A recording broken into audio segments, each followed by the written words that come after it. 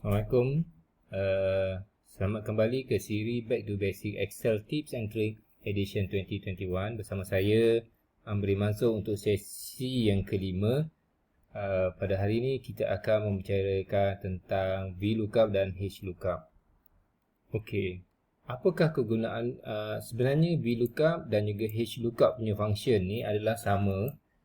Jadi kita perlu ketahui apakah sebenarnya tujuan VLOOKUP dan HLOOKUP ini.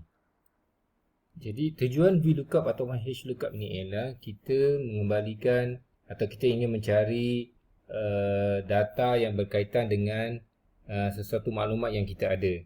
Contohnya seperti kita ada nama, tapi kita mungkin nak cari kita ada satu data iaitu nama, tapi kita nak mencari contohnya gaji orang tu, umur orang tu berapa, dengan tabel yang mungkin dengan daripada tabel yang teratur ataupun tersusun, jadi barulah boleh kita cari maklumat yang ingin kita cari dengan menggunakan, contohnya kita gunakan nama, kita nak mencari gaji, umur dan alamat dan sebagainya.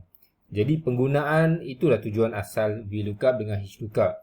Jadi pemilihan antara VLOOKUP ataupun nak gunakan HLOOKUP bergantung kepada bagaimana data itu disusun dan bagaimana cara kita nak mencarikannya. Jadi sebenarnya dengan mempelajari VLOOKUP dan HLOOKUP, kita adalah mempelajari benda yang sama. Cuma cara penggunaannya bergantung kepada susunan data. Okey, seterusnya contohnya kita ada satu tabel yang ni. Jadi kita ada contohnya kita ada kolom ID, ada data yang berkaitan dengan ID, dan ada dua kolom. Kes yang ni kita ada ID yang kita cari berada di dalam kolom pertama, data yang kita cari berada dalam kolom kedua dan kolom ketiga. Jadi dengan menggunakan VLOOKUP yang seperti ini, dengan function ini, kita akan dapat data, kita akan dapat cari. Okey, kita akan dapat cari. Okey. Begitu juga jadi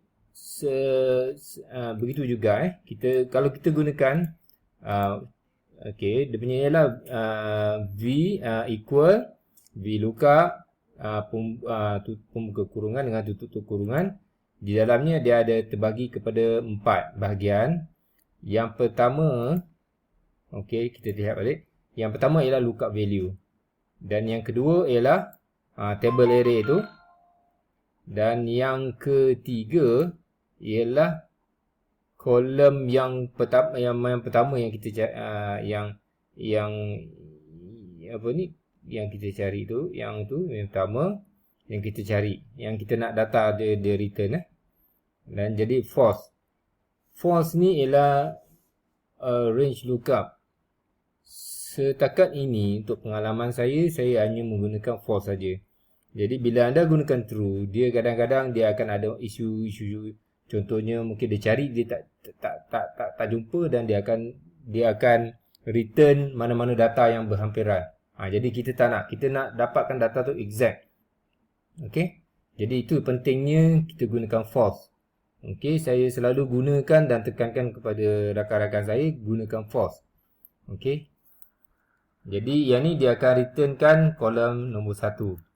Jadi kalau yang yang berikutnya, kalau kita yang ni kita return, okey, contoh VLOOKUP, okey, contohnya secara vertikal kan. Data ni adalah vertikal.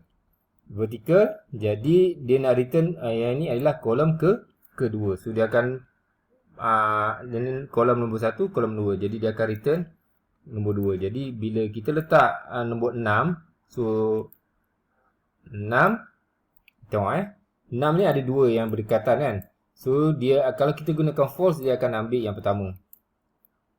Tapi kalau kita gunakan true, ni yang berhati-hati dia akan ambil nombor 6 yang kedua, iaitu yang ADF ni. Jadi itu sebab saya pentingkan penggunaan yang false ni.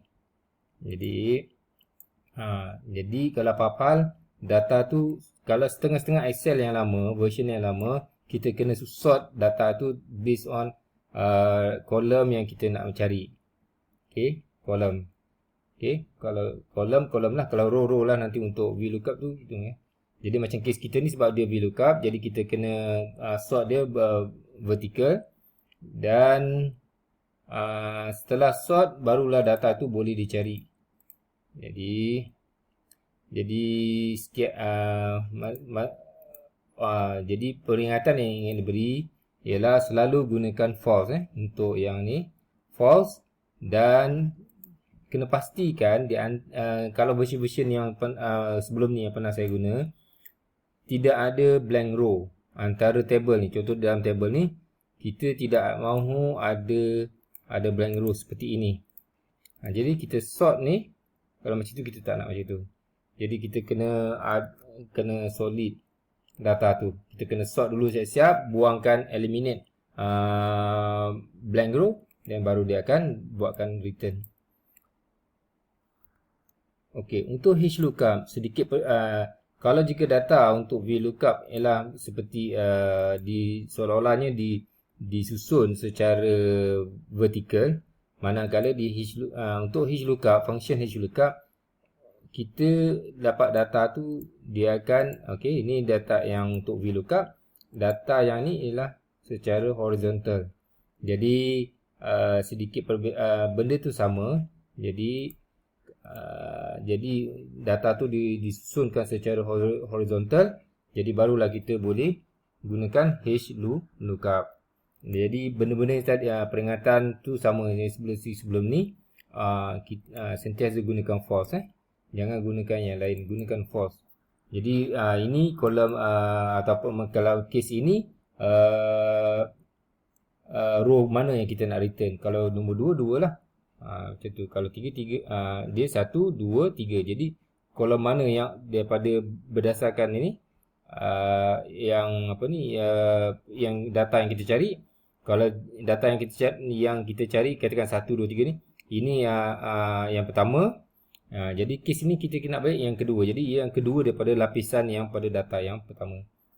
Jadi